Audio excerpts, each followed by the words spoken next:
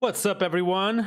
Welcome back to another live stream. Excited to see everyone again. And today we have a little bit of different content. We are going to literally discuss the 2024 Stack Overflow survey, and we are also to discuss the state of Laravel in 2024. Hello, everyone. Excited to see everyone again. Charlie Boy, Emily Dev, nice to see you once again.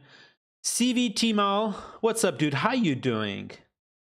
Ducatan, of course. How you doing, dude? Pick and Flow, of course, as well. Steven, what's up, everyone? Excited to see everyone again for another live stream. How everyone is feeling? Do you guys want to see my mug today? You guys want to see my mug? Check this out. Check this out. You ready? Check this out. There we go. My Vegemite mug right here with some couple of tea right there.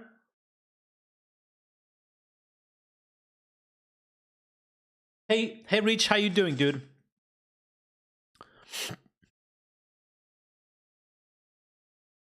Melok, nice to see you. Nice to see you, dude. How you doing, man? Patrick, nice to see you as well. You guys know, yesterday was a bunch of code. We are developing this Google Analytics alternative all together on this live stream. And have been a lot of code, and I feel like today I wanted to do something a little bit different. I want to discuss these two surveys I have been seeing outside. One of them is about the state of developers in 2024. The second one is about the state of Laravel in 2024. And I feel that we are going to have time to check both. Okay, let's see how it goes. But what I've prepared for today, I can go here into the Safari section. There we go. It's literally these two surveys. And, you probably know this website, call it Stack Overflow. It's, obviously known. Not that used these days because typically people now go to they kind of use AI to kind of have some of the answers now. But still, Stack Overflow, every year, they actually make this survey to a bunch of developers.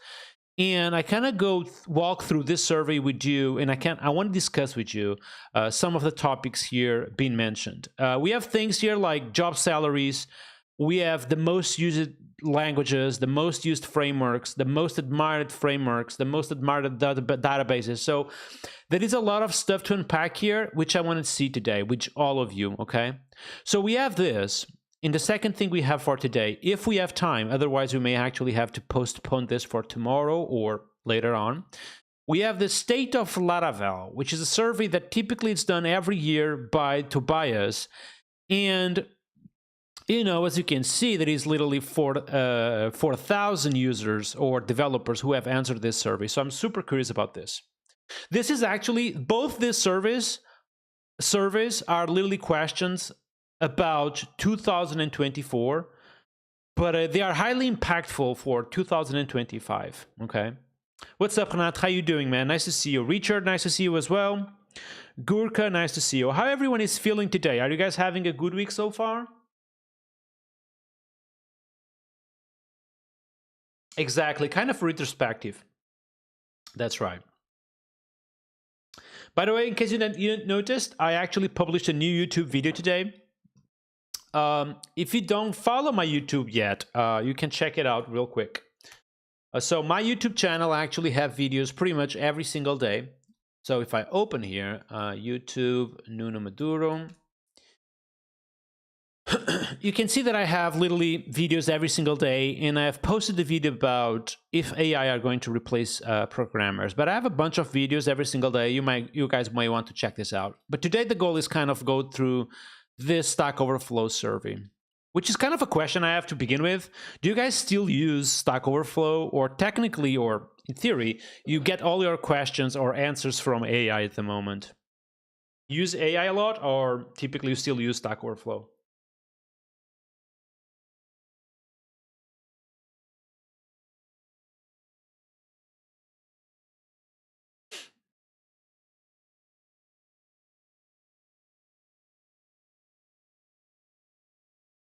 Oh, I see. CM Timal is using Cloud AI only. Mirox is using ChatGPT. Charlie French Boy ChatGPT as well. GitHub Copilot. Yeah, I can't remember the last time I have opened ChatGPT, to be honest. It is kind of crazy because in the past, I used to kind of Google any question I have regarding coding. And these days, I feel like I always refer to ChatGPT to kind of answer my questions. You know what I mean? And I feel like most of the times the answer from ChatGPT is kind of accurate. You still know, you still have to know how to prompt ChatGPT. You know what I mean?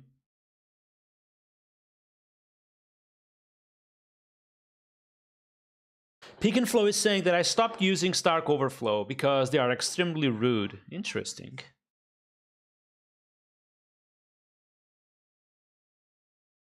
Oh, you got a license from Gemini? Interesting.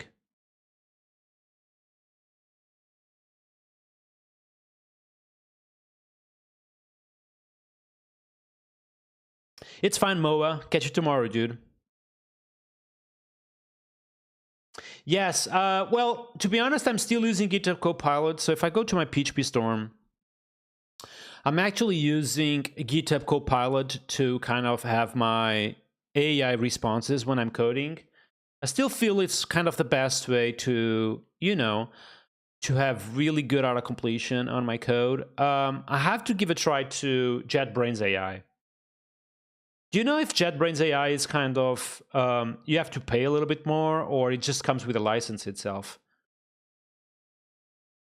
I think a problem that Stack Overflow also has is that this massive history of answered questions that might be outdated already. So you pay more. Okay, didn't know that. Interesting.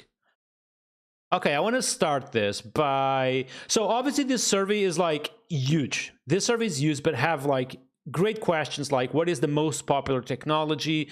What is the most admired one? Let's go only through the things that we really care, okay? I want to start by this one though. I want to ask you in the chat, like how many of you have like a master degree or a bachelor degree or none? I'm actually curious about this. But what this survey is telling us is that 41% of developers today have a bachelor degree, 25% have a master degree, which is kind of crazy. More than half of people coding these days, they went through university, which is kind of mind-blowing. What's up, Matt? Nice to see you, man. Wow, man. Jonas doesn't have any. CVT Mal, none as well. Bachelor's, Matt. Interesting. Self-thaw, Pick and Flow. Let's go, dude. Okay, Dagger have computer communication engineer. Interesting. GC3217 have masters. I also have a master, by the way. I have a master in computer science as well. I feel like there is one thing we can all agree, which is you just learn so much more on their first 1 and 2 years of actually working with coding than your entire university. Like professional careers is just crazy. Just teach you so much, you know what I mean? Actually having a job is just crazy. You learn so much every single day. I have a friend of mine who also have made a boot camp in Lisbon for 6 months, and he's literally now working as a software engineer and being well paid in Lisbon, so which is kind of crazy.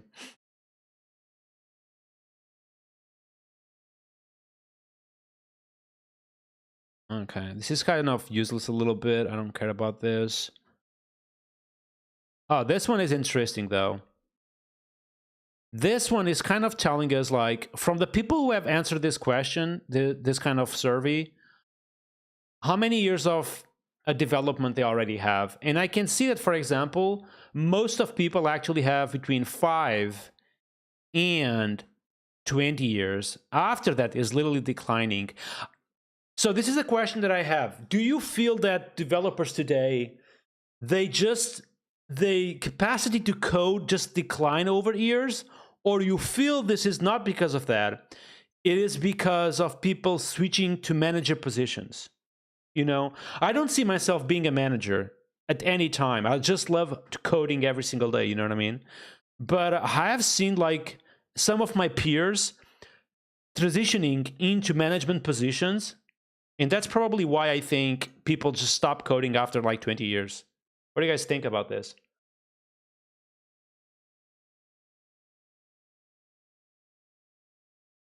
Duka-chan is saying that I think more people are moving to leadership positions. You think that's it? Just because of that, get better salaries? How many years do I have? So I've started in 2015. So I have 9 years of programming at the moment. I'm literally on my peak of development, I feel. Then after that will be only declining. Do you think they retire after that, like doing other stuff? I don't know, man. I don't think managers code at all, dude. All the managers that I know, they kind of stop coding at some point because of meetings and things like that. You know what I mean? Renato is saying, I have coded for 26 years. Wow, dude, you are literally on this final stretch right here.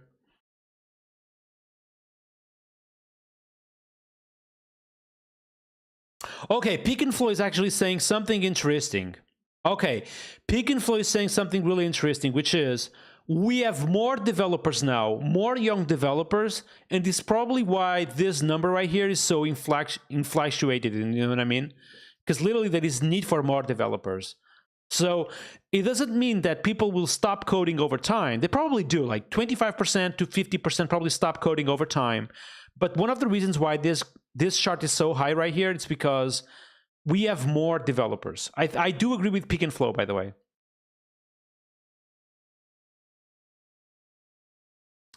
Inda is saying, my manager is loaded with meetings and I cannot even imagine how he's still around for 8 hours of code reviews. Seriously?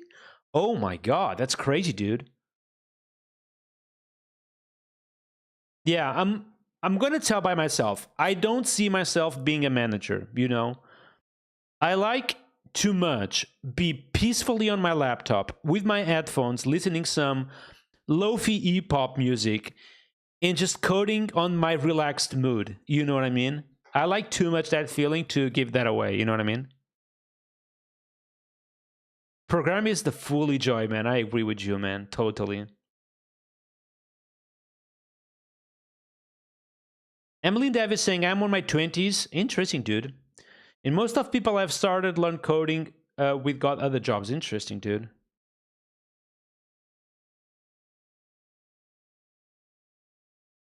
Richard is saying, is it possible that the reason is some programming learns a language and then the language gets outdated? Dude, if we think a little bit, how many languages actually got outdated? We are going to talk about languages today. And how many languages actually got outdated? Like the most mainstream languages, they are still being used. You know what I mean?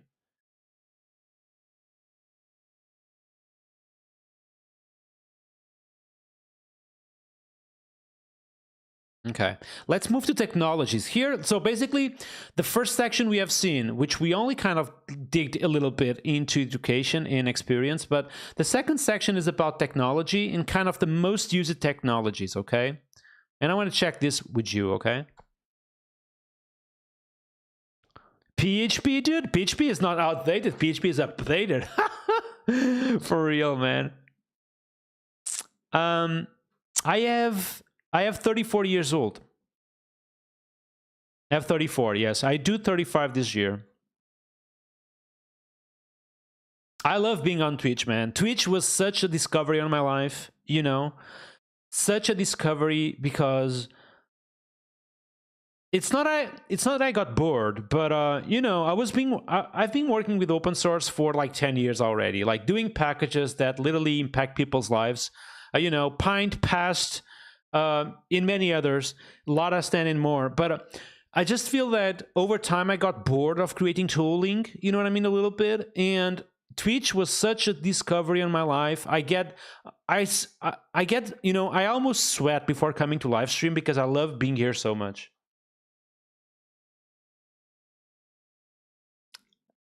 Oh, thank you, CVT Mal. Thank you, man.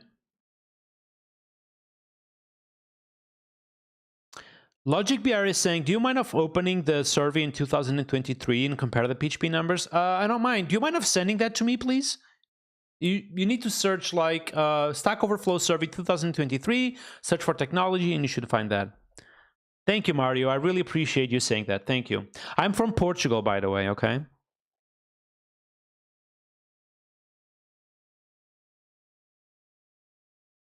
But I feel like language...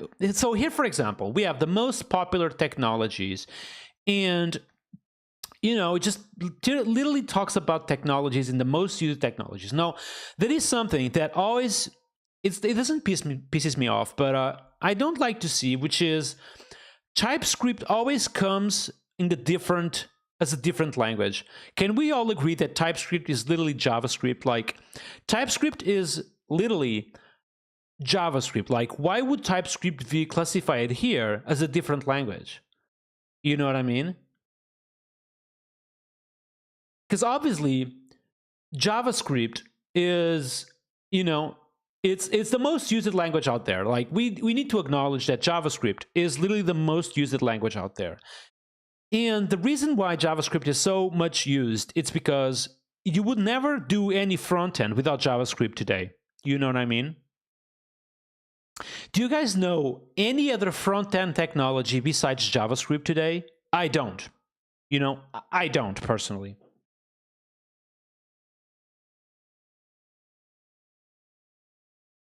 Of course, CSS, Adrian, in HTML, yeah, of course. But I mean, like, for adding reactivity to a front end, you know what I mean?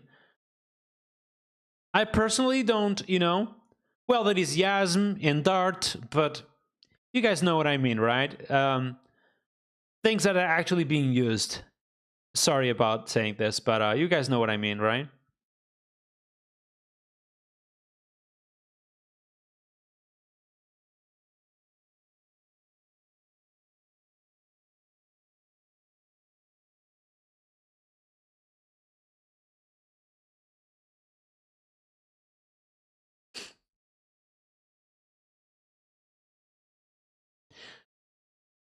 But yeah, so I feel like JavaScript it's obviously a very energized community, and we have amazing people over there.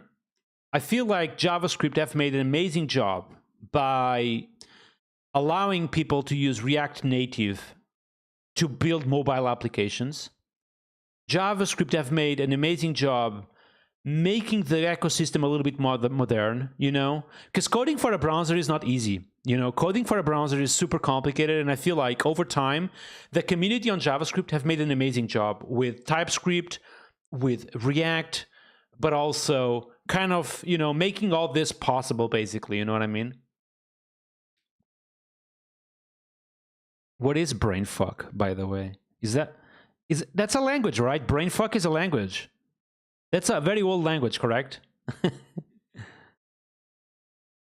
PowerShell? What do you mean about PowerShell? Why would PowerShell be listed? Is PowerShell a language? This is CLI, no?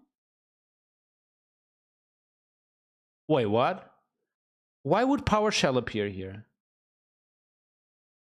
Okay, I'm so confused right now. I'm on the correct graph right now? I am, so... Oh my god. Maybe PowerShell is like a scripting, it allows some sort of scripting language. But still, why people would vote on this? Oh my god.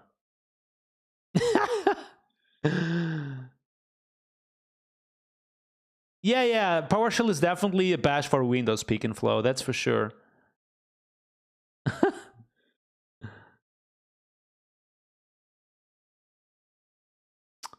Opinions on multi-threading in PHP. I feel like PHP FPM is literally multi-threading in PHP, by the way. You know, you allow multiple concurrent, you know, requests being handled at the same time, which kind of, you know, hides a little bit the complexity of real multi-threaded languages, like Rust, for example. But yeah, so we have JavaScript and HTML in first position. So this makes sense, by the way, because the browser is literally running on JavaScript and HTML and CSS. So it's kind of normal that half of the people here saying that they are using JavaScript and HTML, which also tells me that probably more than half of the people here are literally doing web development because they need to build front ends, you know? Then we have Python. I think Python on the third position comes from two things. Python for web development, which obviously is super strong with Django, but also comes a little bit with data manipulation, AI tooling. So Python is literally conquering a little bit that world, if you guys don't know. Python is literally conquering a lot the world regarding data automation and more. So if I, for example, go here and I type something like Python usages, you know, you will see that, yeah, exactly. It gets used for automated tasks, data analysis, of course, but build websites, so web development, but also, you know, for AI more recently.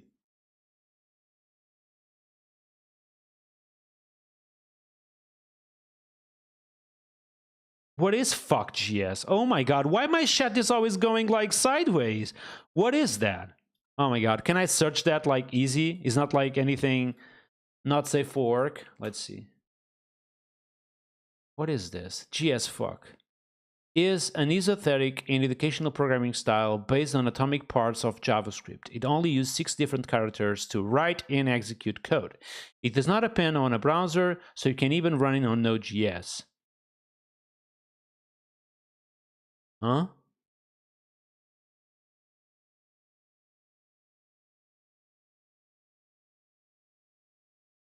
You guys know what does it mean, esoteric, by the way?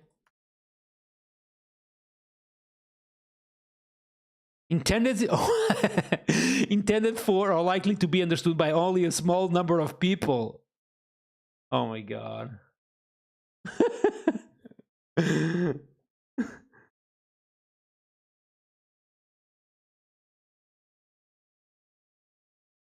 Oh, Christian, nice to read that, man. Oh, that's cool, man. Thank you.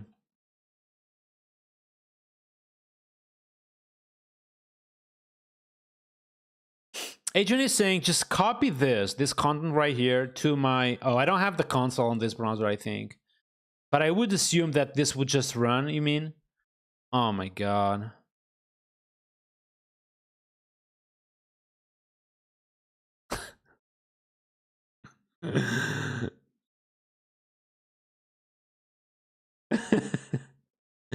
So you mean that if I were to copy this and literally paste on my console, that would give me alert one? Oh my god.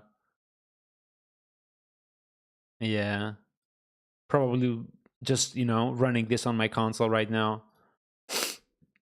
Hilarious, dude. But yeah, let's keep going. So Python really conquering the world with data automation, you know, data analysis, but also some sort of AI coding as well. SQL, of course, you know, with MySQL, Postgres, and everything. Almost impossible not to use this these days if you want to use a real database. And again, TypeScript doesn't make any sense because, you know, that's people using JavaScript. What else we have? We have Java and C#. I have never done any sort of web development using Java. How about you guys?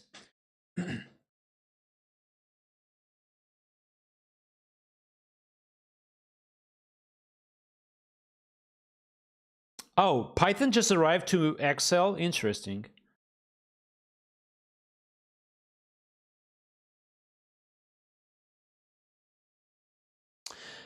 Last is saying Java is very standard in Europe with Spring Boot. Okay.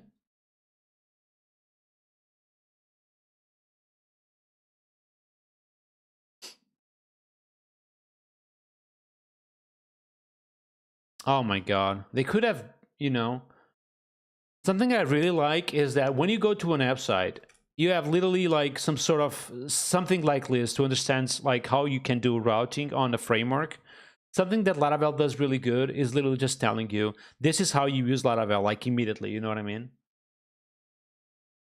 Richard is saying, surprised that Swift is so low. I think, I'm going to be honest, I think React Native is literally conquering all that things, you know what I mean?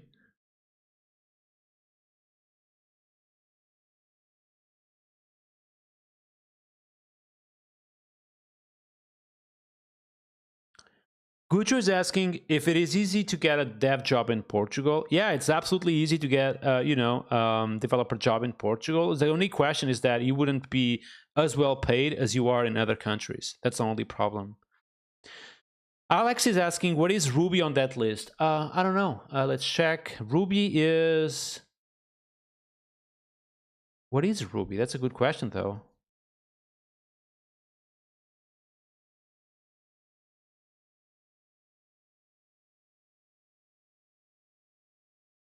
It's not on the list. Which, I don't know why. Probably by mistake. Oh, it's right there. Right there, Ruby. 5.2% of the developers who have answered this question are using Ruby at the moment. OutSystems, right? I have heard good things about OutSystems, by the way. So EHML Dev, to close a little bit the topic on Java, so we were checking the Spring Boot framework, which I have never used. I was wondering if they have some sort of routing example. I have literally never used this thing. I have no idea what this is about. Oh, there we go. We have like a routing example. So this is how you define routing using Spring Boot. Interesting. So you map this little function to the route hello, which returns back a string on this format. Oh, they also have the type string. Dude, there is no...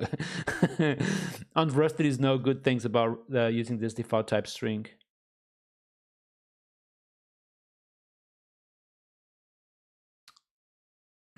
João, I don't know for fetcha, by the way.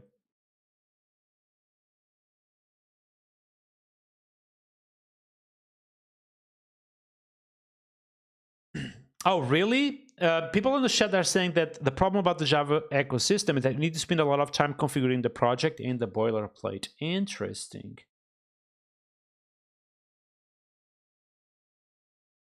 But yeah, I've never used this, so I have literally no idea. But yeah, we have Java and C# right here. C# is a cool language, you know, from what I can remember. Then we have C++ and C. So this is probably, these two, C and C++, are probably people not doing web development, which is probably people from this side of the JavaScript world, you know what I mean? C and C++, both systems languages like Rust, not intended for web development, literally intended for embedded devices or operating systems.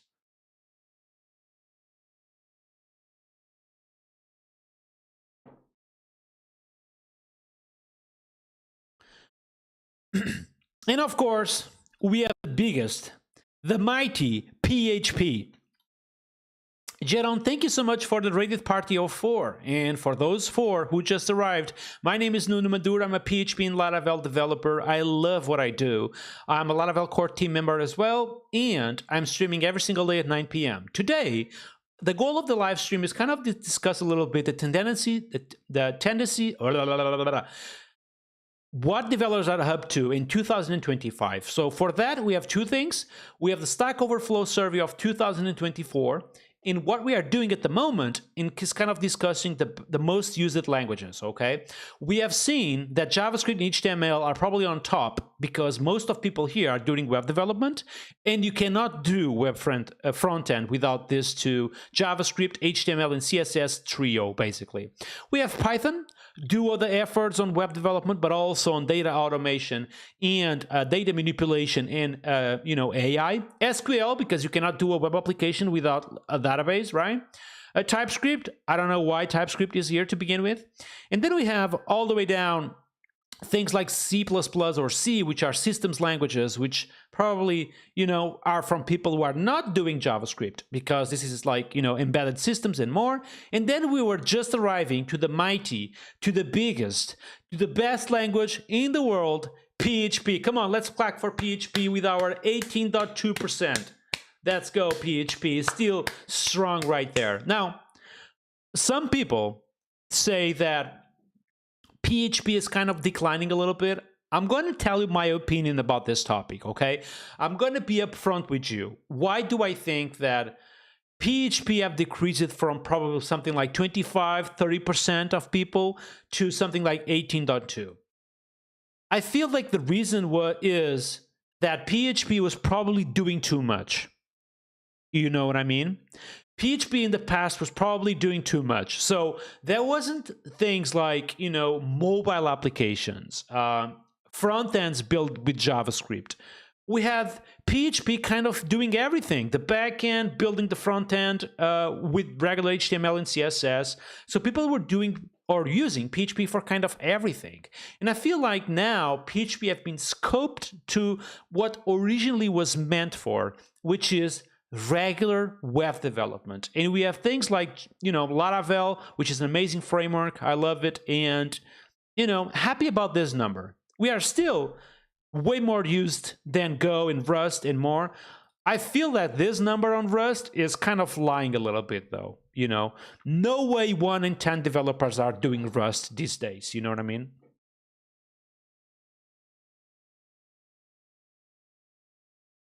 Emir is saying doing too much. Meanwhile, people are building mobile applications with PHP for real, man.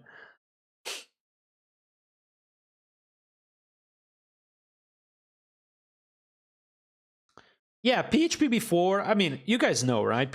In the past, people were doing apps with PHP, literally, and HTML and CSS. The entire front end didn't have anything on JavaScript. It was literally just HTML and CSS.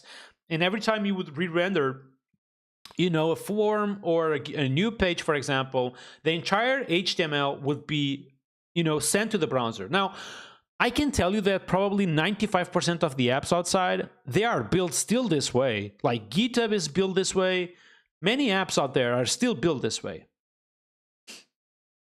Assembly, I would say it's still the same as before, embedded systems and things like that. Let's see. Oh, of course, hardware manipulation, like, CPUs and all those things. Still, like, the number is high, dude. Like, one in every 20 developers doing assembly. No way, dude. You know what I mean? No way. Like, there is some numbers here which I really doubt. I'm gonna tell you a few. 1 out of 20 developers are doing assembly. I don't believe on that. 1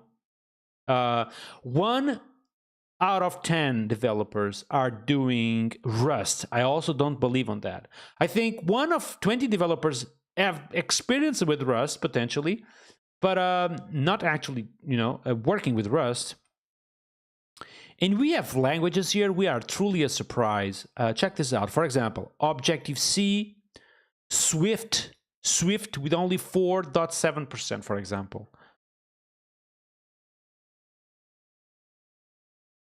Yeah, PHP has really changed, man. I feel like PHP, since PHP 7.4, it's like, such a cool stuff happening on the language. I love it. For those who just arrived, check out my mug today. Come on, man. You cannot have a better mug than this one. MATLAB is still alive. Oh, yeah, baby. Oh, my God. Oh, we have Zig, which is this new language for systems coming as well with 1%. Fortran, oh my God. Apex, is not this like a gaming from EA Sports? Oh my God. Dulio is saying, farting for the off-topic questions, but what can we expect from Octane in Laravel 12? I don't think there is anything new coming from to Octane, so I don't know, man.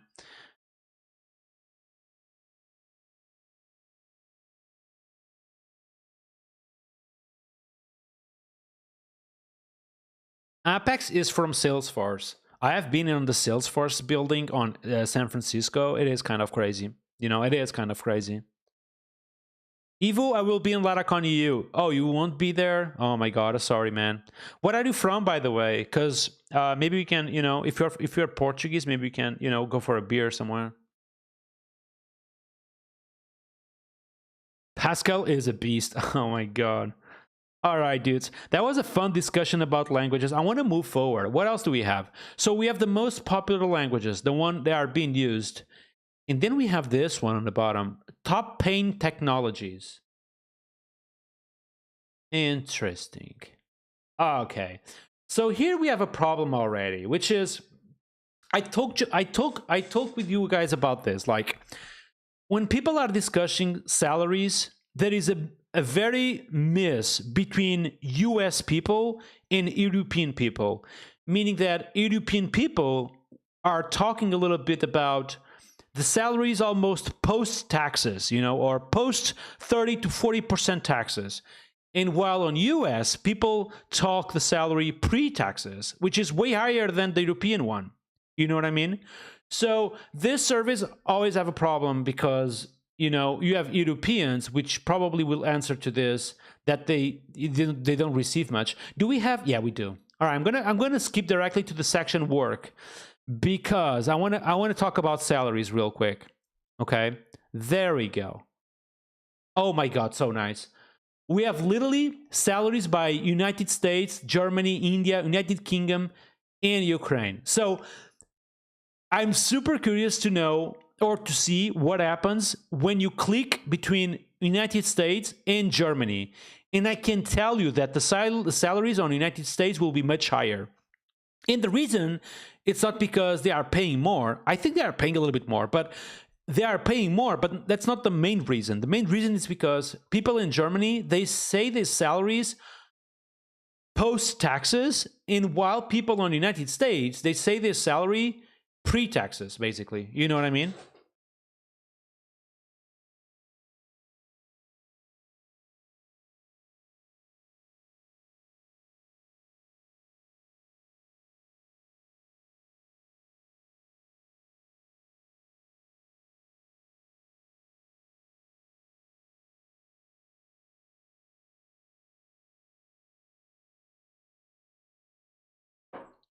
Okay, let's check this out, dudes. Let's check this out, okay? So we have salary by developer type. The highest paid developers are literally infrastructure engineers. Interesting. And higher earnings were reported on US. Kind of makes sense.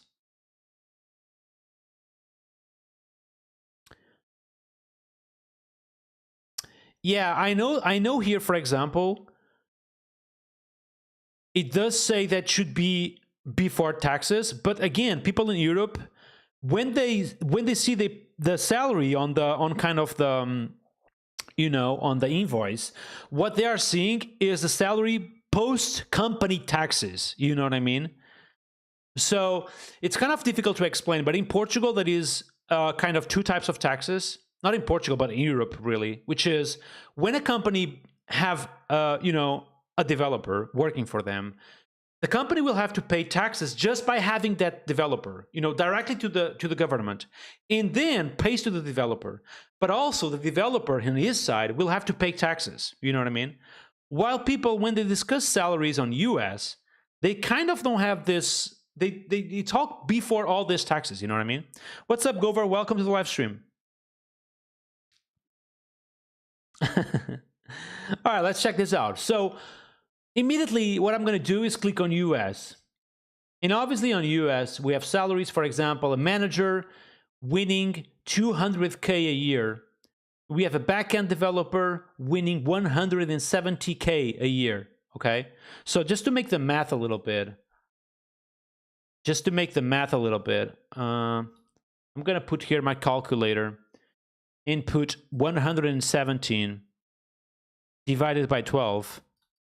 And we are talking about 14K a month, which is effectively a lot of money, right? But if I click on Germany, I knew it, like immediately, immediately. Now, effectively, like the people in the US, they win a little bit more than Europe. But this is, again, this salary is reported right here. They were reported post taxes of the company, which you know what I mean? And also, we are literally forgetting, which is when you get this salary in Europe, you get healthcare, just like Adrian is saying, healthcare in a lot of public services. While on US, once you receive the salary, you need to pay, first of all, taxes on the incoming. You need to pay healthcare and kind of the entire deal, you know what I mean? So this is why when you guys are literally discussing salaries, this is something you need to think about, when someone from the US is telling you, oh, I win almost twice as you win on Europe, dude, of course, man. But then you have to pay all of those taxes on the other side. You know what I mean?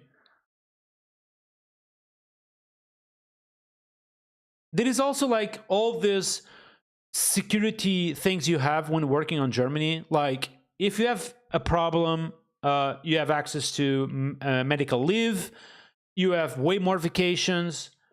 There is so much things like that. That's something you really need to keep in mind, okay? What happens in UK though? Now, for example, Germany and UK, that are actually very similar countries, so you can actually compare both, you know what I mean? But the backend salary, for example, here is 80K. On UK, for example, is 100K. How about Ukraine? Okay, this is not good, of course. Only 1,000 responses, though. How about in India? Oh, okay, this is definitely not cool. Yeah, one advice that I have literally for people who are currently on, you know, underpaid countries, something you can do is try to freelance to outside, you know? Just do your best learning English and, you know, being a person who speaks very well English. You don't have to be perfect. Like, I don't speak very well English, you know what I mean? So, and then you would apply for positions outside of your country.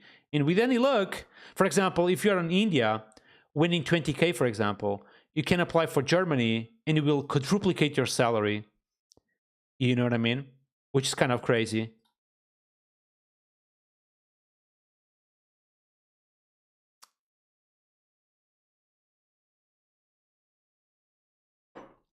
Dean is saying that as Ukrainian, I did disagree with that data. Yeah, I would expect higher being more paid, you mean, right?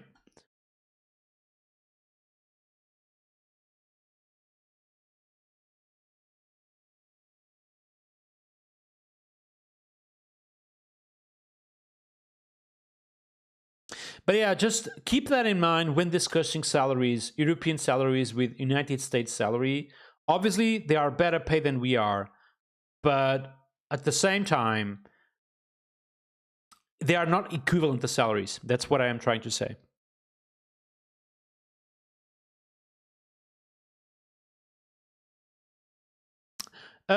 Ivo, in Portugal, the discussion is another one, though. I feel like in Portugal, we do have a problem with salaries in general, you know, because the cost of living is literally at the same level as Paris, for example, or Barcelona, and we are literally underpaid in Portugal, you know.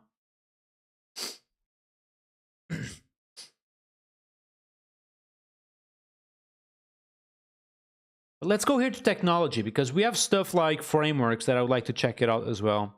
So we have databases. Now, a number that caught me off guard. I knew that Postgres was popular, but Jesus, 48% of people are literally using Postgres at the moment. Way more than MySQL. This is surprising, right? What do you guys think about this? It's kind of crazy. And even more, because one thing that I thought people were not using on their daily jobs is like SQLite. And apparently, 33% of people are using SQLite, which is kind of crazy. Now, they have these sections, learning to code, professional developers. So if I click on learning to code, most people are using MySQL. Interesting. So most people are using MySQL when they are learning to code, but when they switch to professional, pretty much everyone switches to Postgres. Kind of crazy.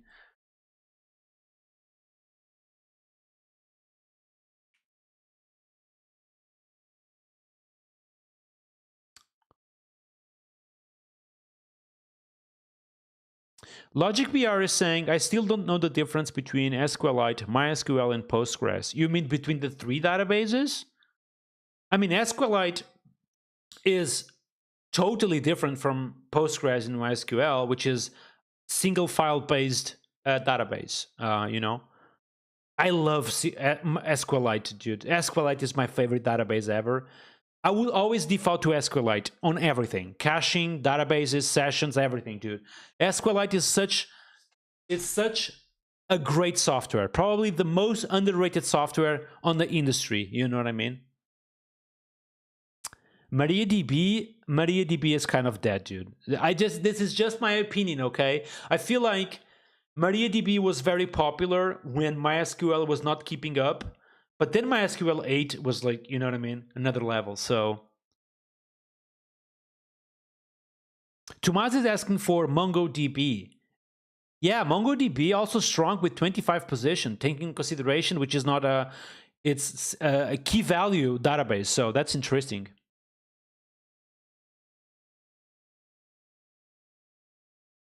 All right, I would question you though. Because Dean is saying SQLite is the way to create an MVP app. No need for setup or dedicated server.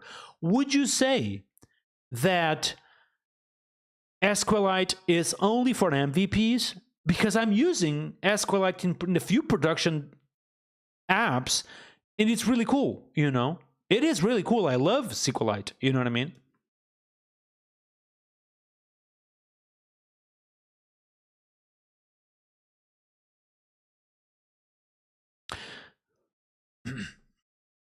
By the way, if you just arrived, my name is Nuno Maduro. I'm a PHP and Laravel developer. I'm a Laravel core team member. I love what I do.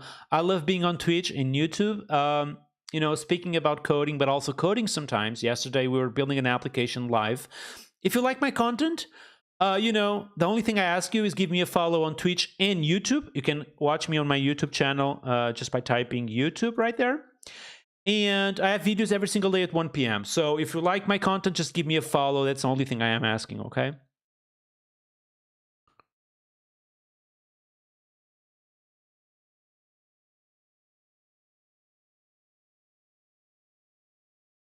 So Dukaten is asking, what is the difference between MySQL and Postgres? I have been using MySQL when SQLite is not enough. So I don't have an answer for you, but I've heard stories that Postgres have different features that are not supported on MySQLite. You know what I mean?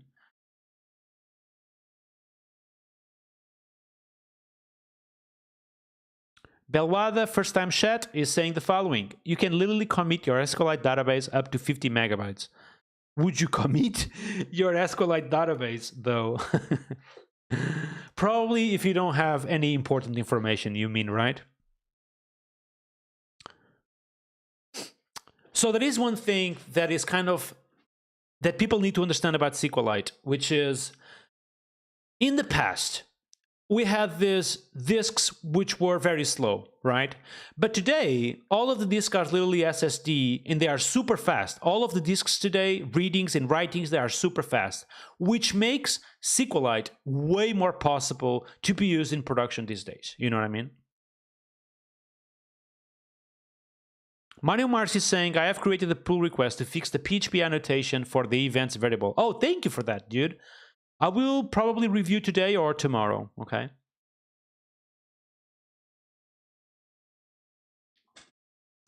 By the way, I don't know if you guys noticed, but literally Laravel posted new job positions today.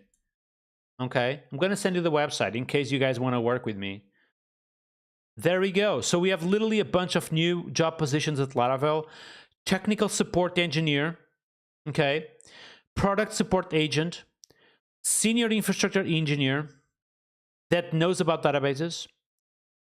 So a bunch of infrastructure positions open in Laravel, okay? We also have this too, which they are also cool. I'm going to send this to you guys, okay? If you guys want to work with me, this is the place.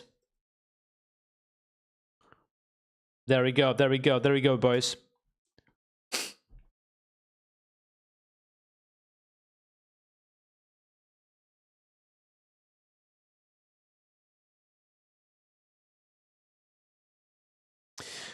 F. Barrento is saying Postgres supports multiple schemas. You mean database schemas? What do you mean exactly? Because that is also supported by MySQL. I haven't checked in Aaron Francis' course, but he's an awesome teacher, so I'm pretty sure he's also, you know, have good content on that.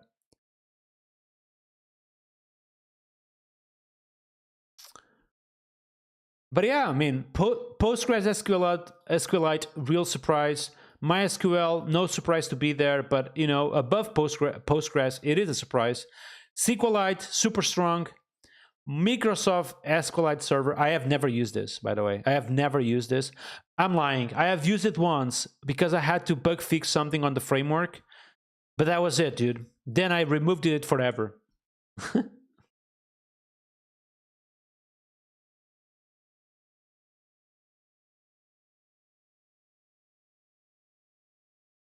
Adi is asking, can we host SQLite alone on its own instance? Yes, you can do that.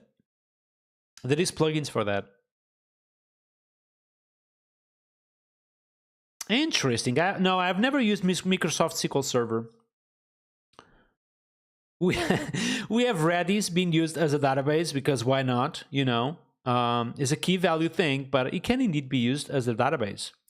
MariaDB declining a little bit, but it was good back in the days. DynamoDB from AWS, of course, with 7.9. I use DynamoDB to caching sometimes. DynamoDB is awesome. What else do I know from here? There's a few things that I don't know here that I've never used. Yeah, DynamoDB is awesome. It is not expensive as well. DynamoDB is super not expensive for caching. You can do a lot of things there. And I love DynamoDB, dude. It's a technology from AWS, by the way, for those who don't know. Renato is saying that RDS from AWS is so expensive. It is. It is expensive. And if you use serverless, it's even more expensive. It's the only problem is the only problem of RDS is being expensive. Smith is saying, hello, by the way. How you doing, dude? I'm watching you for a few days already, literally 8 hours per day, live recordings. You are awesome. You are awesome too, dude. Thank you so much. Okay, one plane is saying the following. RDS from AWS is cheaper than paying a full DBA person. On that, we agree. There is a few things on RDS that I really like. One of them being the possibility of restores down to the second. Restores and backups on ARDS are super powerful. But also, like, if you want to have a DB cluster with 2 database instances inside, it's so fast to do that. The only thing is really the price. It is expensive if you think for the side project, for example, it becomes expensive real fast. So, you know what I mean?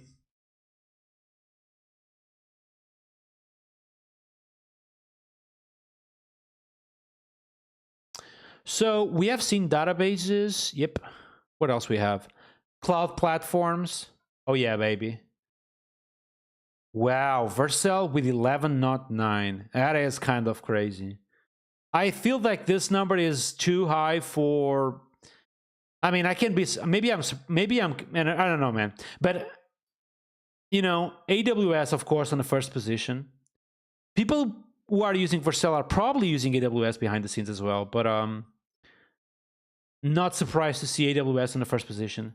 How about people learning how to code? Interesting. Vercel with almost 20%. This is crazy, man. It is crazy, right? Jonas is saying I have never used AWS. Really, dude? That is kind of crazy. Yeah, it would be cool, Adrian, to see Laravel Cloud like right here next year. It will take a while, will take a while to actually be considered on this list. But I wouldn't be surprised if it would appear somehow here, You know what I mean? Like Laravel Cloud right here. But yeah. Yeah, but professional developers, most of them are using AWS. So someone just said, I'd never used AWS. What do you use then? Like DigitalOcean or something? What do you guys use, by the way? Do you use AWS? If not, what do you use at the moment for your production service? Emir is asking, how did you get the job at Laravel? Oh my God, that's a big story, man. That's a big story. So basically, when I was working for Algolia, this was, if you don't know, Algolia is this search company, and I was working there on 2020 during COVID times. And I was in France, living close to Paris, and I really wanted to move to Portugal. And I asked Algolia, do you mind of me moving there? But the problem is that when you work in Europe, literally someone to have you as an employee, they will have to have offices in Portugal. You know what I mean? So they didn't want that, and they also didn't want me as a contractor. So I said, all right, I think that's it. We are going sideways because I actually want to move to Portugal. So I asked, also like during that time, Taylor Otwell also like made a post on Twitter saying, I'm looking for a web developer, blah, blah, blah. And I said, well, I'm going to just apply to it because back in the days, I was already like doing stuff like Laravel Zero, Collision, and many more. So Taylor basically said, answer to my email. So I applied to the position, saying what I have done with Laravel in the past and blah, blah, blah. But then it was super fast because, I have already contributed a little bit to the ecosystem at that point. So the hire was kind of fast. And in my first years at Laravel, I worked with Laravel Vapor. Something funny is that on 2020 wasn't the first time I have applied to Laravel. 2 years before joining Algolia in 2018, I have also applied to Laravel. But when Taylor answered me back, asking me if I was still available, I already have signed a contract with Algolia. So, But yeah, when sometimes you see a job offer which really pleases you, just apply to it. You cannot lose anything really.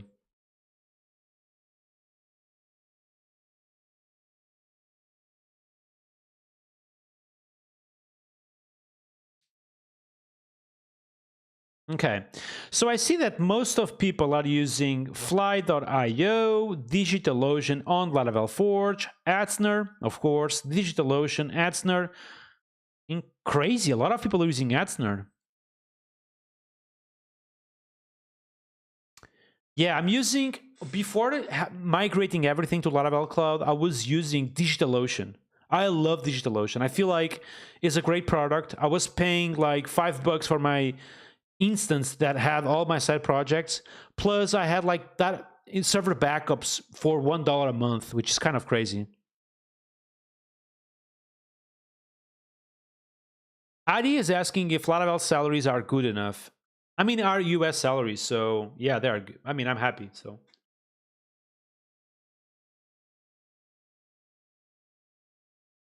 Peak and Flow is saying, will Laravel Cloud use another service like Forge, or it's all in one? Yeah, so when you use something like, something like Forge, for example, we manage your infrastructure, but it's still your infrastructure. When using something like Laravel Cloud, you are effectively hiring a platform as a service. So we self-host your infrastructure and we also manage your infrastructure for you. So the only thing you have to do is literally go there, create an app and deploy, and that's it. You don't do anything else, So we host your database, your servers, everything. It's like done by ourselves. Hopefully I can bring some Laravel Cloud content, I'm just waiting a little bit to see, to some more content to be public, so then I can actually show you some tiny bits of Laravel Cloud because, I'm building the thing, so I know a lot about it,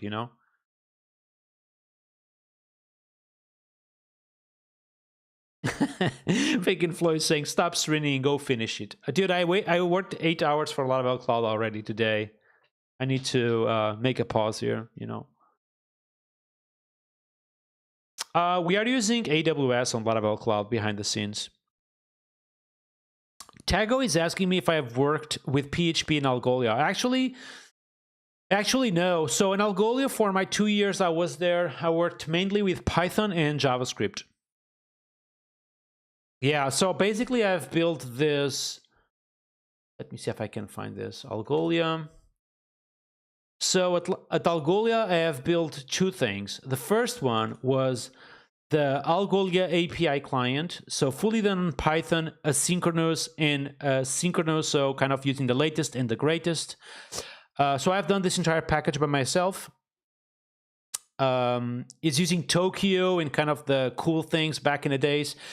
And the second thing I have done at Algolia is the JavaScript client, which was truly a challenge back in the days because, again, the JavaScript ecosystem is huge. You have React Native, you have Node, we have the browser, we have multiple things. So there was kind of a challenge. But yeah, I've made it with is fully typed, is fully composable, is using TypeScript, and supports multiple requesters because it depends of where you are at the moment. If you are on React Native, or if you are on the browser, or if you are on Node. It supports monitoring, logging, many other things, but it's literally fully built on TypeScript. It was good times back in the days, dude. It was good times. But yeah, this was literally, I have built this project right here.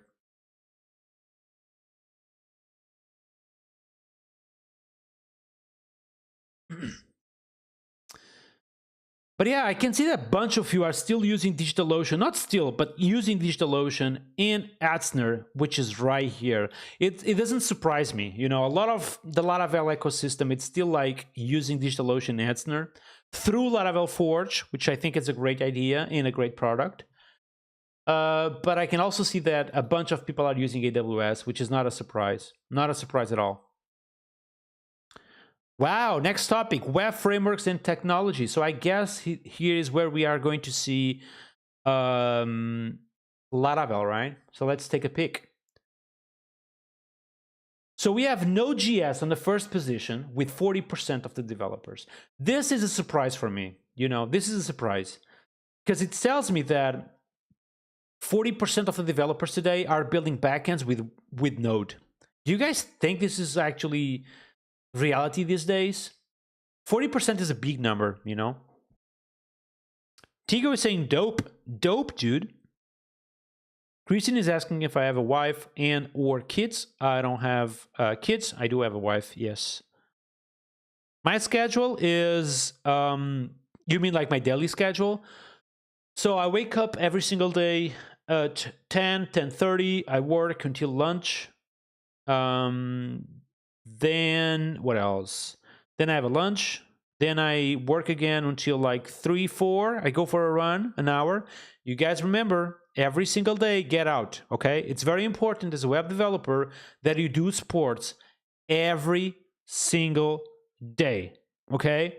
It's very easy to get used to be in your, in your chair, just coding and chilling. But something really important is doing sports every day, getting water every single day, you know what I mean? So you want to do that for sure, okay?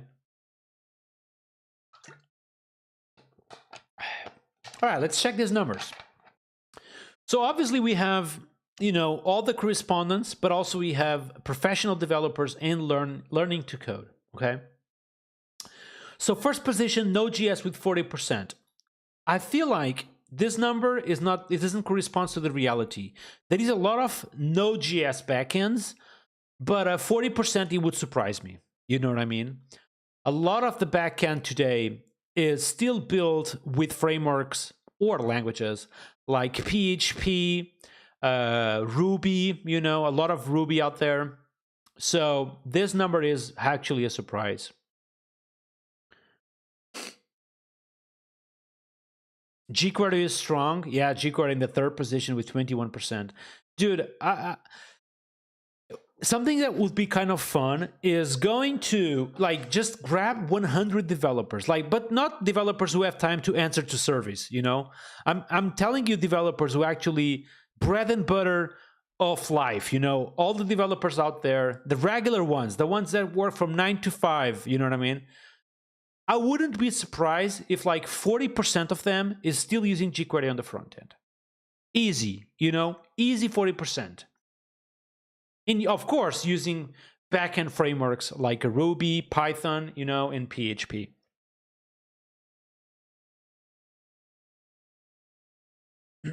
You know what I mean? Greg is saying that I think JavaScript ecosystem is more vocal, and because of that, these numbers is so high in comparison with other languages and frameworks. Definitely, they are more vocal, and they do kind of, participate a little bit more in this kind of surveys. Yeah. Smith is saying the following: Postgres were literally on every project I have worked on. No one uses MySQL or SQLite. I'm guessing JSON support had a big impact on that. You mean when you say no one uses MySQL or SQLite, you mean no one in your bubble, right? Because both are incredibly, still used out there. Yeah, React. I feel like a lot of people are using React today, if not like more than 50% for sure. A lot of people use React today. Let's click here on Learn to Code. Of course, React super strong. Professional, React even more strong. Yeah, React is just he won the battle, you know what I mean? A lot of people use React, and I love React, and I think people are like, React won basically the front end battle of the frameworks, and I think it will be there for the next decade, you know what I mean? And by the way, just like F. Barrento is saying, MySQL supports JSON, just out of curiosity. Jonas is saying that jQuery is probably there because of WordPress. Are you saying that people who are using WordPress still have to code jQuery? That's what you mean? Then we have Next.js, which I'm curious if I click on. There we go. Still 80% though. What happens if I click learn how to code? 70%. It is incredible what Vercel and Next.js have done on the last 5 years. On that, we need to agree on, Next.js is undeniably growing fast. So props to Vercel and to the Next.js community, because undeniably they have done a good job, Renato is asking if I have ever used Laravel Brief. I'm a big fan. So I'm a big buddy of Matthew, which is the creator of Bref. I love the guy, but I've never used Bref because of my work on Laravel Cloud. I literally, if I were to develop anything on serverless, I would go for Laravel Cloud. You know what I mean?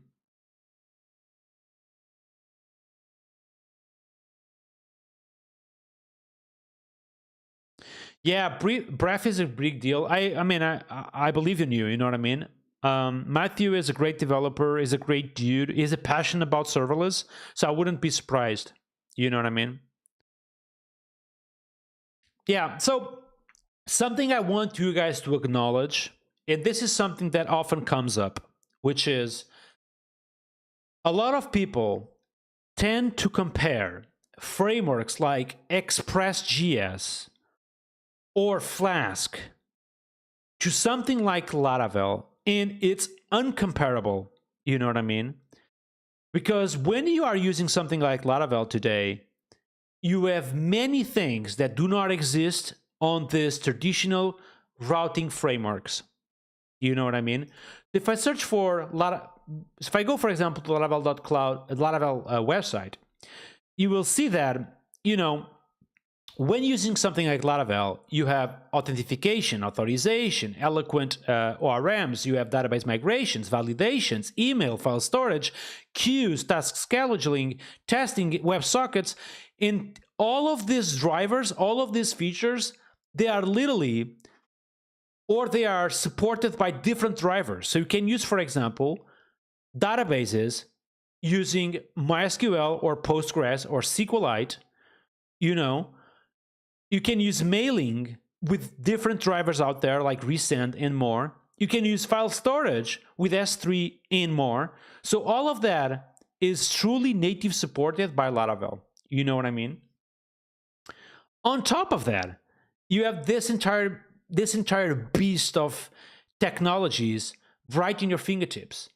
You know what I mean? Like Cashier for integration with Stripe and Paddle. You have things like Artisan to have this Redis integration in your queues. You have Nova for an admin panel.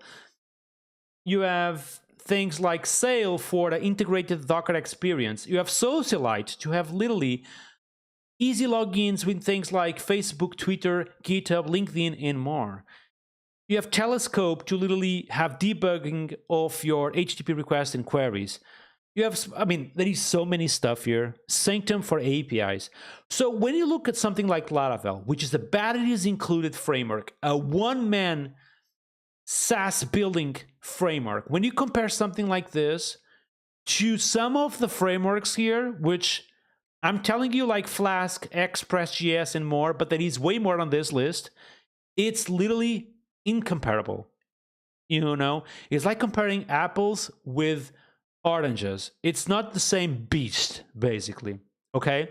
And I apologize if there is people out there who feel offended about this, but it's just the reality. You know what I mean? It's just the reality. When you use something like Express.js, which is, you know, I understand is an amazing framework, as amazing routing framework, but all the other things, like all the other things that typically are necessary to build a full modern web application in 2025, you literally have to either include libraries or just build that yourself. So, that being said, Laravel is a very strong framework.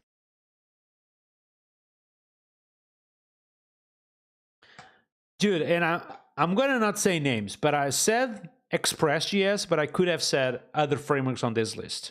Okay? Let's keep it that way.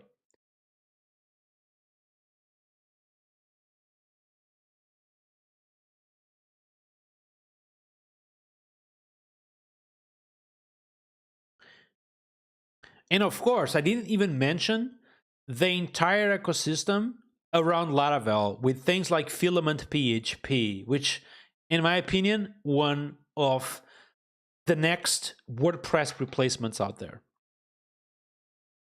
Ismail Dev is saying, what is Symfony? That's a very good question.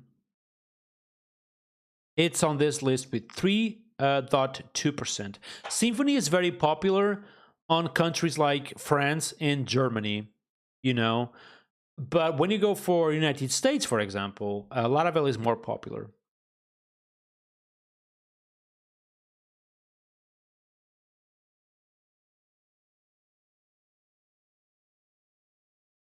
Wow, V2 with still 0.9%. This, by the way, this framework right here was one of my framework first frameworks when I was starting developing E2. This one.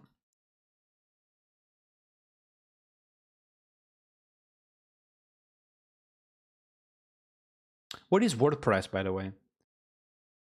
Okay, this is like literally not reality. WordPress is like way higher than this. It's just crazy. It is crazy. Kelly G is saying, what will replace WordPress? Well, in numbers, it won't replace WordPress, but I think it is a great replacement of WordPress. Filament PHP. Check that out, okay? Someone is saying Livewire. Livewire? What do you mean? Do you see Livewire on this list? I don't. No.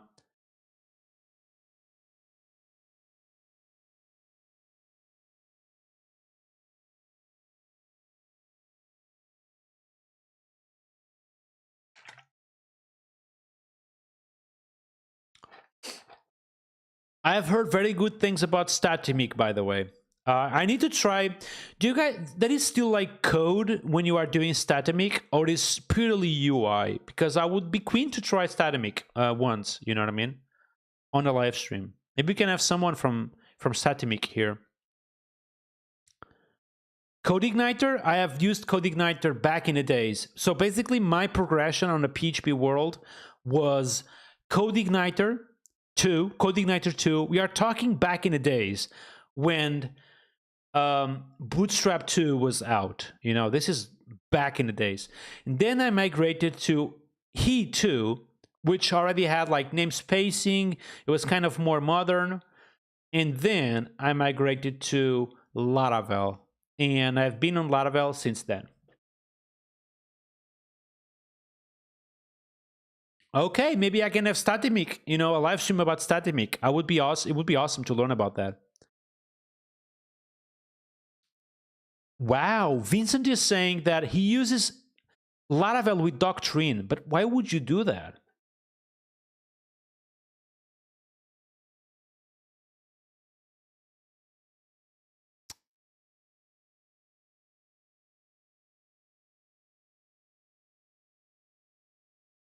CodeIgniter was awesome, man. I mean, I feel like Laravel is the natural successor to CodeIgniter because CodeIgniter really made a lot of things on the PHP ecosystem regarding documentation and more.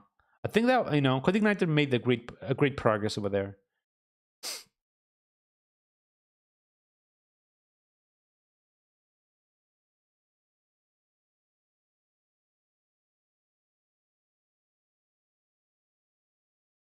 What is this?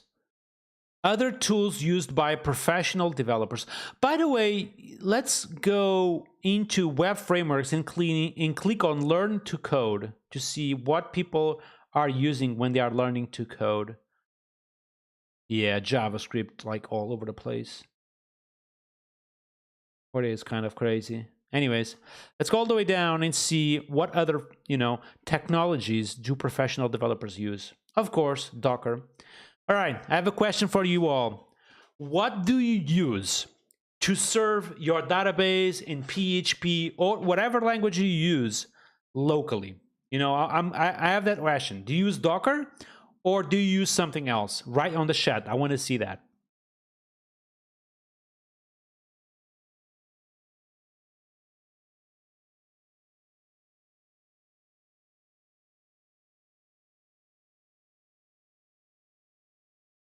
Interesting. So a lot of people saying Docker, but a lot of people saying as well Laravel herd. Interesting. So using Docker does not surprise me because there is a lot of people passionate about Docker. But it does surprise me to see, well, it does not surprise me because Laravel herd is indeed awesome. I love Laravel herd. But I can see that a lot of people already migrated to this new way of, developing locally. That's crazy. Tego and Dan on Twitter are saying herd as well.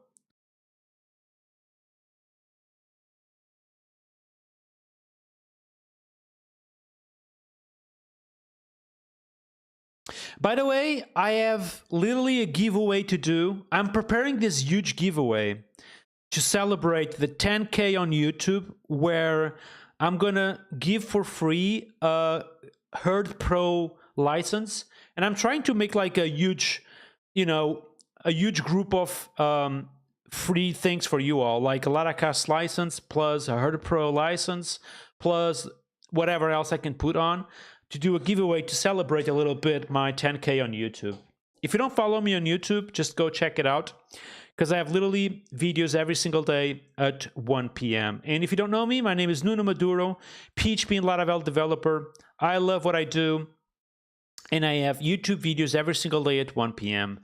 What else I can say about me? Yeah, if you enjoy my content, just give me a follow, please.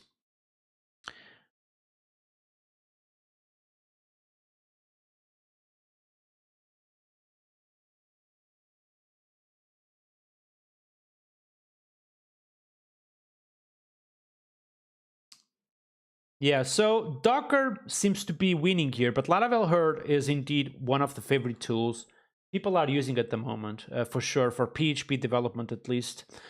I'm curious though, what do you guys use for local installation of packages? Do you use NPM or do you use Yarn or any other today? I'm using NPM. I feel like NPM today is fast. It used to be, there was like, I used NPM back in the days, but then I switched to Yarn. But then there was like, I think it was Yarn 2, which was just a mess. And then I migrated back to NPM. Nobody using Yarn, which is crazy, man. So a lot of people using NPM at the moment, it seems. And I see 2 people using PNPM, which is interesting. AGZAC, of course, with Composer. That's for PHP though, right? Yeah, I'm also using npm at the moment. I feel like it's fast, you know, does a job. So very happy with npm at the moment. And in Vite, on this we agree that Vite today just won the battle. Everyone is using Vite today, right, for compiling our assets. Vite all day, right? Today, I use Bun Tego. Interesting.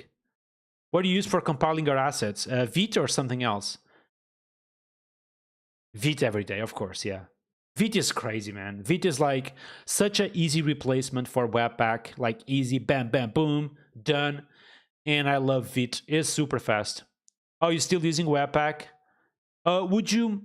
I'm curious though. Use Webpack because you like Webpack, or you know, why would you use Webpack in 2025?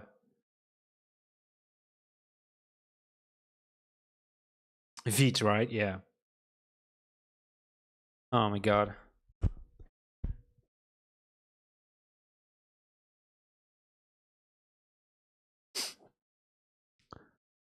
Ba, ba, ba. What else we have here?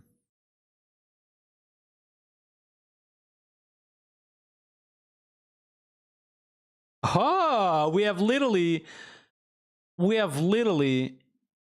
editors. Okay, this will be a spicy one. Okay, we have Visual Studio Code with 73%. Isn't this crazy, man?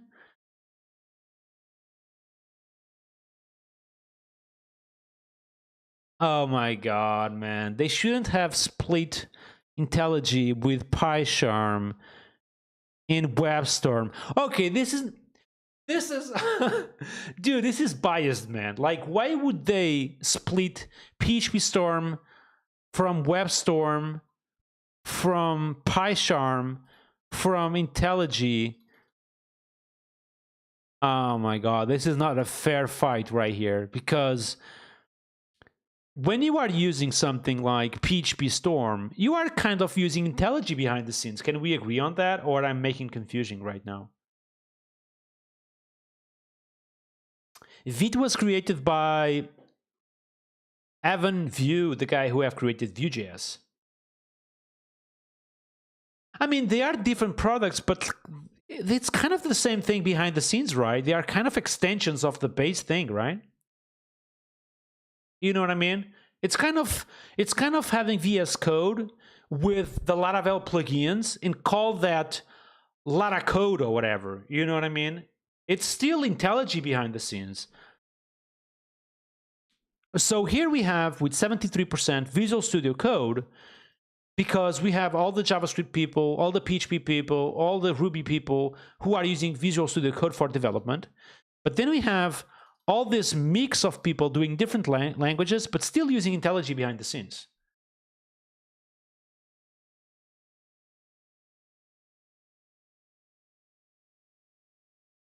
What am I saying? The only thing I'm saying is probably it would have been a fair fight if we would have seen JetBrains here, you know? By the way, if you weren't here yesterday, I have kind of big news. Okay, if you weren't here yesterday, you guys know that I was looking for sponsors. Okay, so I've contacted the products that I love the most on these live streams.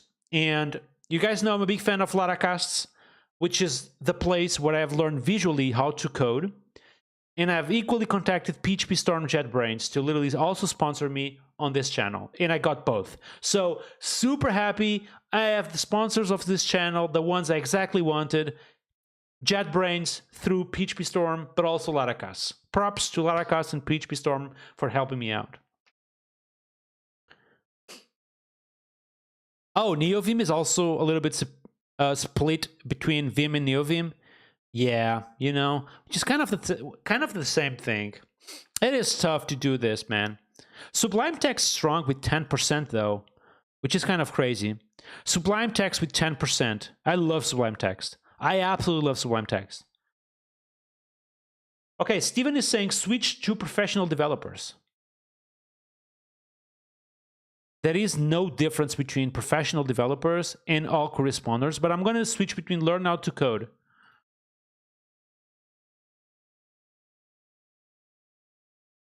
Okay. So a lot of people using P-Sharm because they are learning how to code with Python, as you can see. You know, Notepad++. Oh, 90% of learning how to code professionally shouldn't be even here. Wait, what? Wait a second. Is this the Notepad++ that I'm thinking it is? There's no way.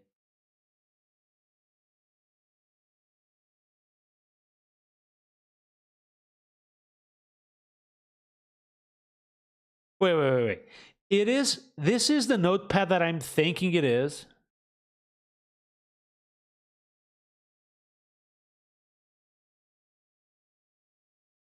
Come on, I am the only one surprised by Notepad++.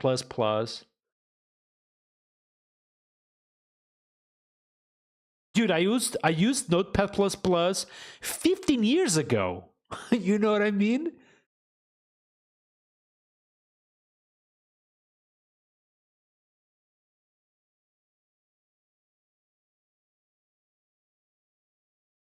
Are you serious right now? Dude, I didn't even notice. Notepad++ with 23%, almost 24%, is more used than Vim. There is no way in the world that this is true, dude. Okay, maybe there is a reason for this. For example, you guys are on Windows. Okay, I don't know how many of you are using Windows. Probably a few of you, right? So for those who are using Windows and you want to quick open something, let's say you have like this notes.txt, for example, and you want to open that file, what do you use to open that file? Do you use Notepad++? Because otherwise I cannot see a reason why people would still be using this. Jason is saying that a lot of people in college still use Notepad++. Interesting. Proof Dev is saying I have Notepad++ open right now. Oh my god, I have a lot of fans of Notepad++ here. I probably should stop bashing on it. Apologize, man. Exodus, first time chat. Welcome to the live stream, by the way. If you don't know me, my name is Nuno, PHP and Laravel developer. I love what I do. Today, we're watching some stats on what people are doing today in 2025, being developer. And, if you like my content, give me a follow. Thank you so much. Yeah, well, yeah, exactly. So he, New York, and also Muhammad are saying what I'm saying at the moment, which is when I open something on Mac OS, I typically use Sublime Text. You know what I mean? That's what I use. Cardozo, thank you so much for the subscription through Prime. I really appreciate your support. Notepad++, which is kind of crazy.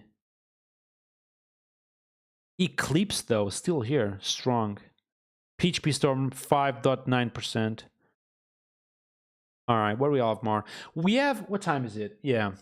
So we probably are saving the state of Laravel for tomorrow because there is a few things here I want to check it out. AI, for example. Oh, okay, this is actually kind of crazy. So on the AI topic, we have sentiment and usage. And how many people are actually using these days AI tools in development process? And last year was 70%. This year is 76%.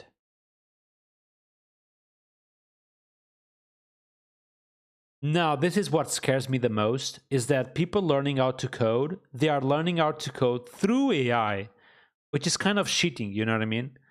Because if you don't actually have to type the code, it's like learning math and having someone doing the math code for you, you know what I mean? Like actually solving the problems.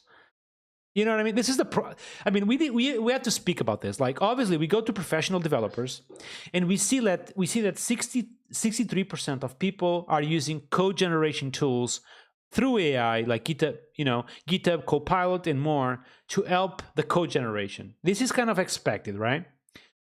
But then you click on learning to code and you see the same number. Now imagine you doing math or calculus or whatever, and having literally this AI tool that solves the problems that you should be solving to begin with. It is crazy, right?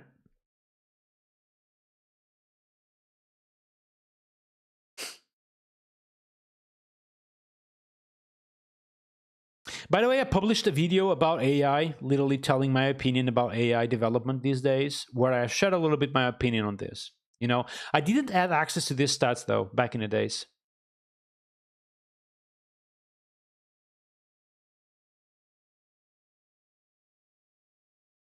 Yeah, I feel like AI code generation is really good when you ask for 3-4 lines. You know what I mean?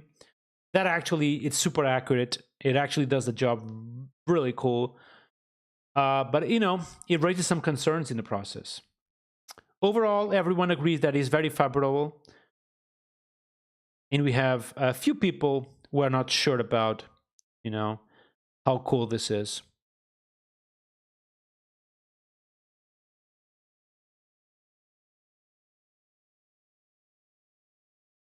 Oh, interesting.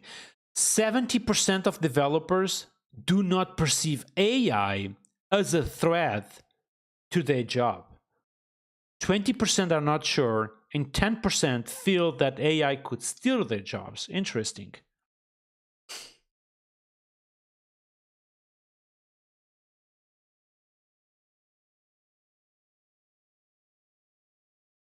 Emily Dev is saying if you use AI to code big blocks, you can spend 6 hours to debug something that would take you 5 minutes if you have read the docs.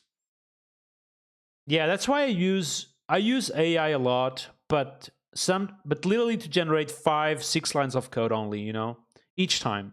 Then I would, you know, fix those issues individually.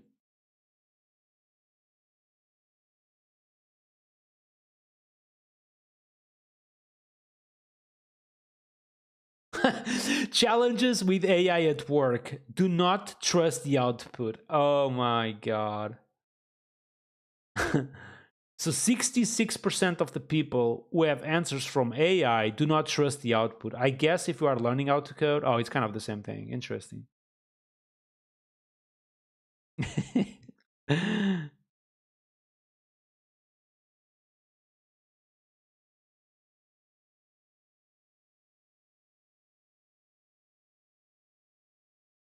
Oops.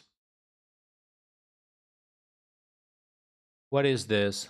Oh my God. I want to talk about this a little bit with some of you. Claudio, thank you so much for resubscribing my channel. I really appreciate like a bunch of you really supporting financially my work. You know, all the money is reinvested on making the stream better. I have literally already an editor for my shorts, and I'm transitioning that editor to my videos once I actually have the money to do that. Okay. So thank you so much for supporting and helping me out with this journey. So here we have a very interesting topic. Like, what is the current status employment position? Are you like full-time, freelancing? Write on the chat, but I'm actually curious about my audience. I know a few of you already, you know. I know a few of names who come every single day, which is kind of cool. And I want to know, like, are you guys full-time employed? Are you guys contractors? Or you guys are still students, you know? I'm super curious about this. Undeniably, here we have 70% of the people who have answered this question, that all of them are kind of full-time employee, and only 50, only, you know, only this amount of people contractors. Oh, which is crazy. Okay, what do we have here? We have full-time, freelancer, freelancer, full-time, full-time, full-time. Oh my God. Full-time, contractor, full-time, full-time, freelancer, contractor, full-time.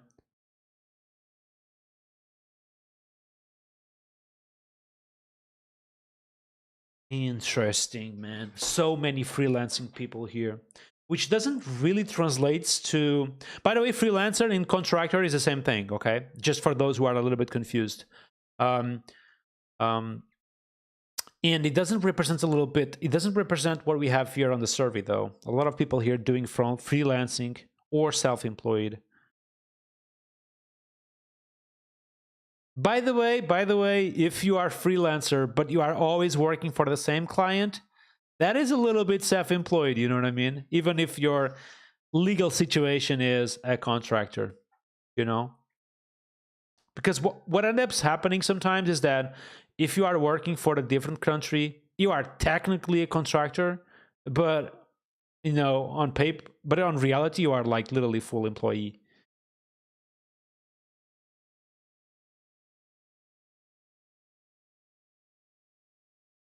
So my experience with full-time employee, being a full-time employee is actually a good thing. Brings you security, brings you a family feeling, because you are working in good environment, you make colleagues, you make friends. And versus, for example, being the traditional freelancer where we are jumping from client to client, the ideal scenario, this is the ideal scenario, is being paid as a contractor, but have a client where you work full time. This is like the ideal scenario as a software engineer, like being as well paid as a contractor, but kind of working always with the same client so you can have the same feeling as a full-time employee. And benefits, yes. Okay, Agent is saying that he has 5 years contracts, which kind of says exactly what I'm saying, which is probably a contractor, well-paid contractor, but works always for the same client. DevMa is saying, did you finish the last project series? You mean the Google Analytics ones or the PackPHP? PackPHP is literally finished and delivered, successfully. I'm already using it. The Google Analytics SaaS alternative, I'm gonna be back to it for sure. Not sure when, because tomorrow I want to check the state of Laravel. I'm gonna be like, you guys need to understand something, and I'm gonna be straight up forward with you. I'm gonna be honest with you. If I'm building something live on stream and I got tired of it or demotivated, I'm gonna stop doing it. I don't care if I have more viewers if I'm doing a particular thing. The only thing I care is having fun. And today, I'm on the mood of checking this survey. Tomorrow, I may be on the mood of going back into the app, or be on the mood of coding something from scratch, or being on the mood of watching a video. Exactly. If I'm not enjoying it, why would I do it? Exactly that. So that's the thing. I'm going to always do on live streams what I am on the mood of doing.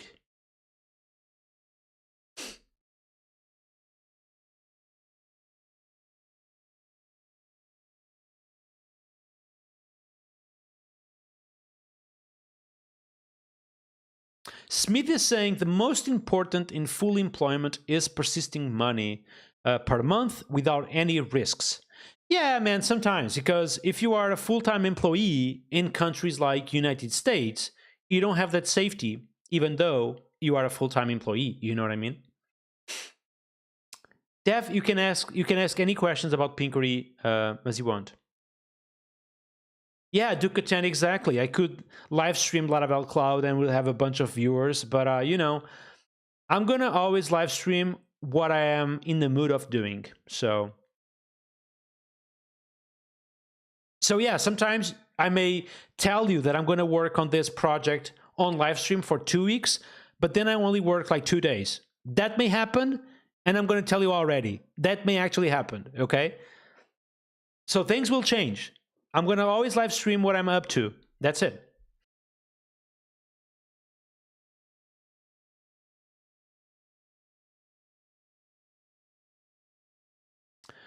Solom, you can create an issue if you want to about that topic, and someone will hopefully tackle it. Okay.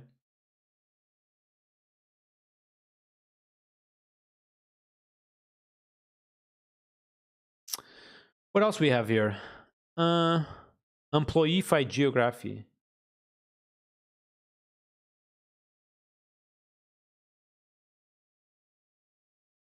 Oh, this is a good one. Okay, I think I know the answer, but I want to know this one. What is your current status, the current work environment? Are you remote, full-time remote?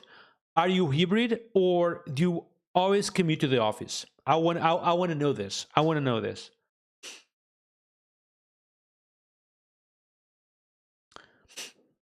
Agent, I'm very likely to do in real life streams at LaraConEU, indeed. Wow, a lot of people doing hybrid or remote.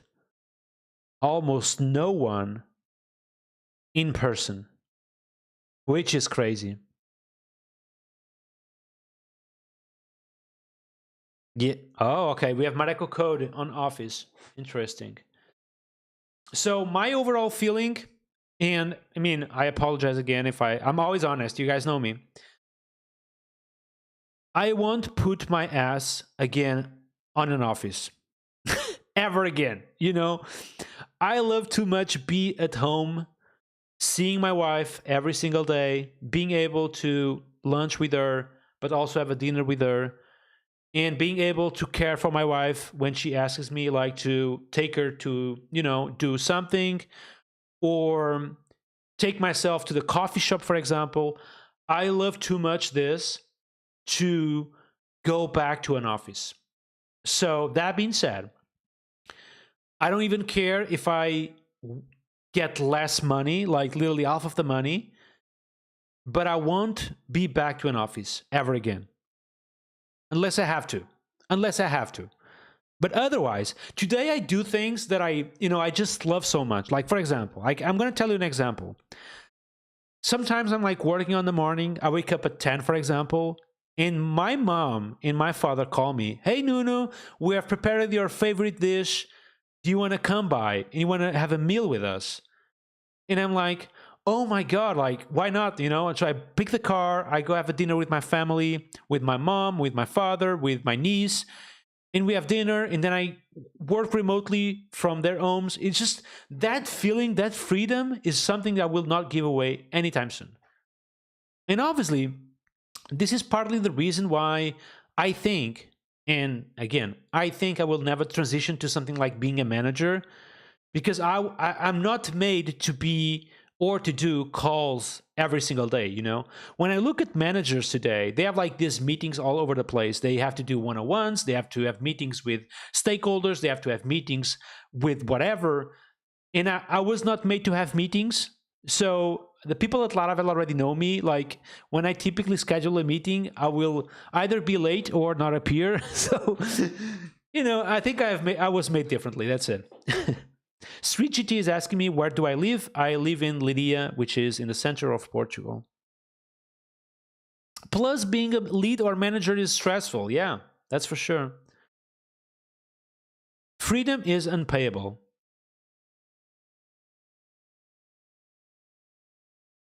I also hate meetings, man. It's something that, I feel like meetings are expensive and non-productive sometimes.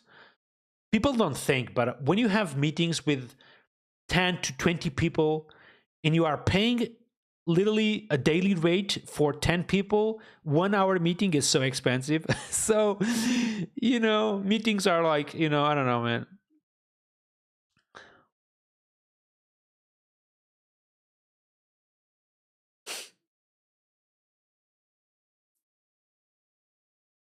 But yeah, a lot of people doing fully remote in hybrid as well, which is kind of crazy.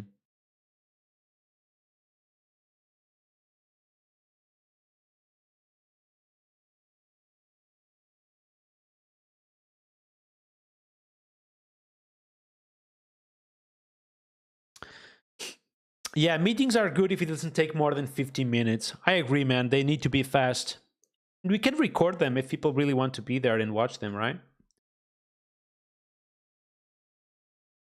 I still think that an hybrid scenario where you have the freedom to kind of work 3 days a week from home works good. I would go to an office like once a week, twice a week, if it was close to my house.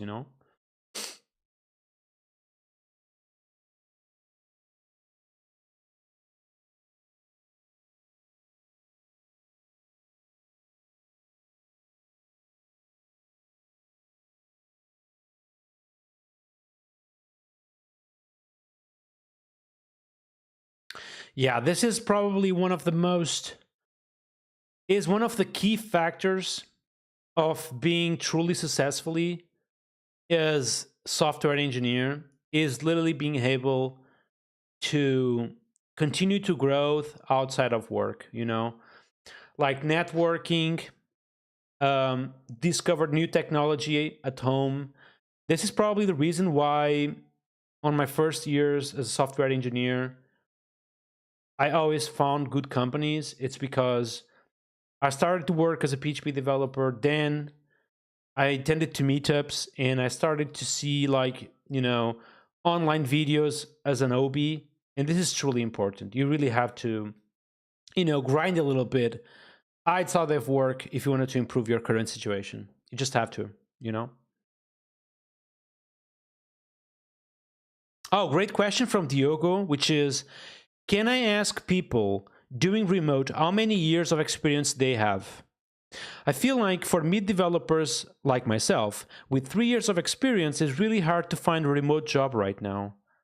Um, did you search for job positions outside of your country? Because typically, if people are looking for freelancers outside of your country, that would be always remote, you know?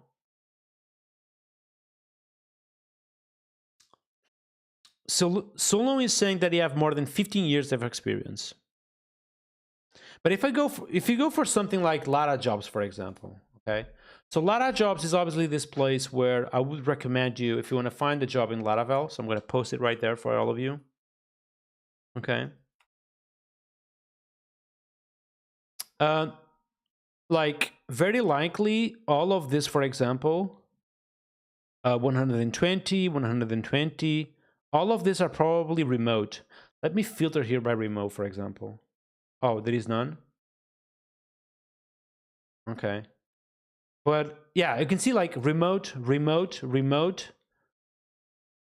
remote, remote. Like most of these are remote. So what these people are looking for, it's very likely they want contractors to work for them as full time.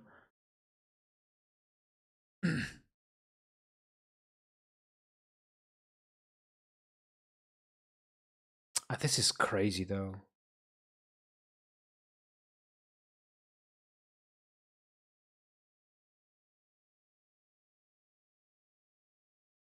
Ishmael Dev is saying that most of them are remote within US. Yeah. And most do not respond. Okay, man. Maybe, you know, we could develop some sort of job board SaaS here, man. You know? I feel like something that some job board websites do miss is some kind of quality. Not sure if it's the case here. Maybe it's not the case here. But if you were to accept only companies that you know that are truly responsive to applicants, you know, would work better for sure.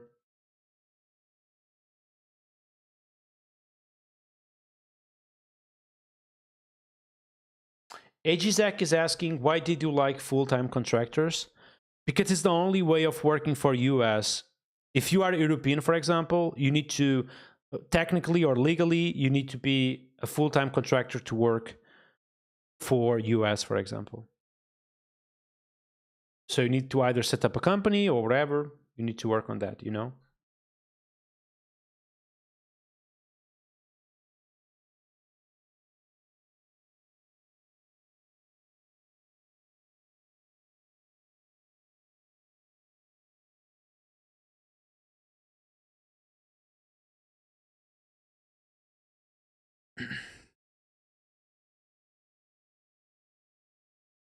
Wait a second. 76% of the people answering have a Stack Overflow account? I have never created a Stack Overflow account. Do you guys ever count on Stack Overflow? I don't.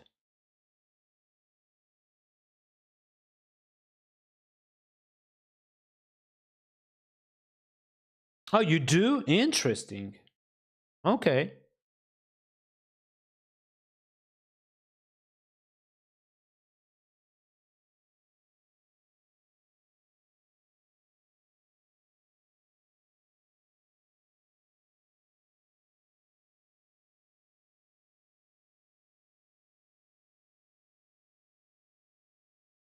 Oh, nice one, man. You guys don't have to answer. Okay, you guys don't have to answer. Are you happy today, like with the things you do, like with your current work, with your current situation? Are you happy with that? I can see that, for example, 32% of people that answer this are not happy. In 50% are not sure. So they are on this situation where, well, it's something I have to, not necessarily happy, but not, not unhappy either.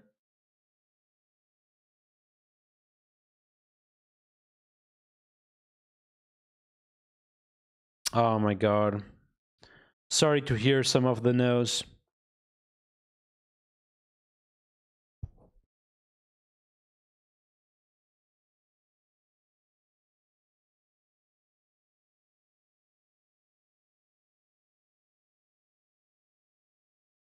Okay, this is something I'm going to tell you, and you probably know this, but if you're not really happy about your current situation,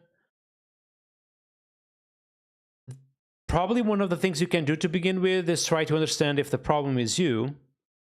But if not, something you can do is start networking potentially. Being here on this live stream is one example, but I'm going to send you like this Discord channel, which it's the place where my community here on Twitch, but also on YouTube, is kind of talking every single day.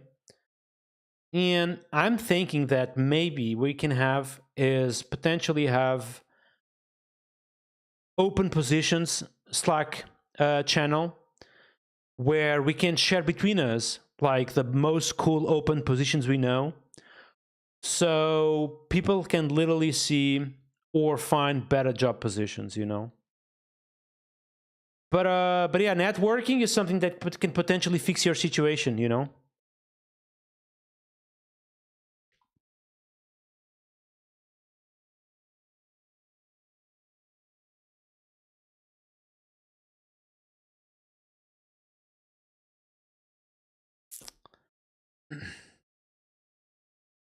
see, Mario is literally saying that I'm recruiting PHP developers.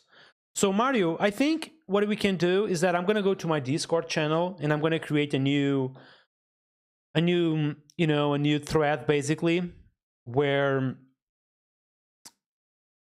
you are able to put some job positions, and potentially we can find some places for this unhappy people.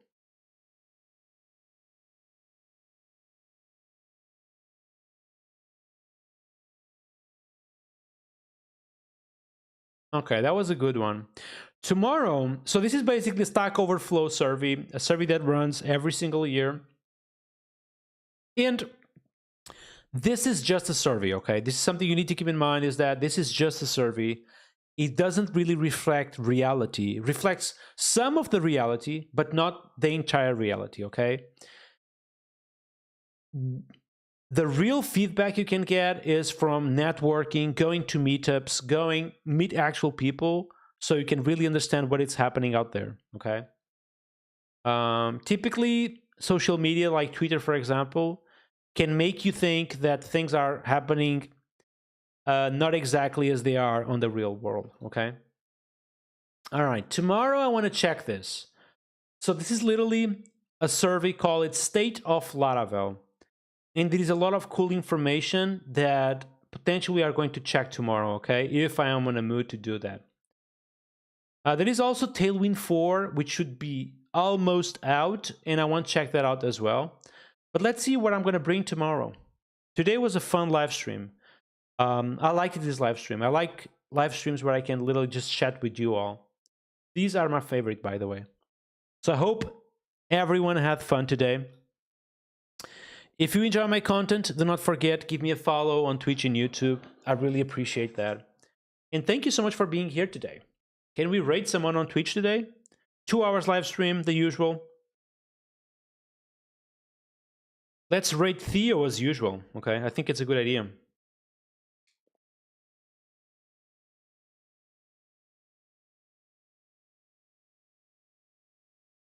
Thank you, Smith, for saying that. Thank you so much, everyone, for being here today, okay? But yeah, today was literally about being this survey. I think it was super fun. Thank you so much for being here, and I catch you all tomorrow, okay?